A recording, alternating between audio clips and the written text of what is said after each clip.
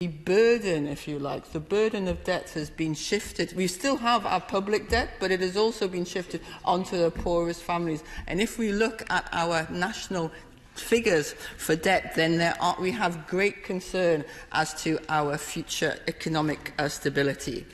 And in addition, as a consequence rather of that, food bank use has rocketed, with wages no longer covering basic living costs. And Mr Deputy Speaker, in my own constituency, our Newcastle's West End Food Bank is the largest in the country. Not an achievement of which we are proud, but we are proud of the generous Geordies who take on the role that this government has abandoned in feeding the most vulnerable amongst us.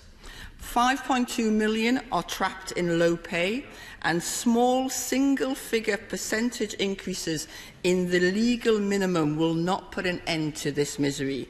Shockingly, 1 in 4 employees earning the minimum wage for 5 years have been unable to move out of that low pay. So low pay is becoming a trap for that period, and that is the highest figure since records began.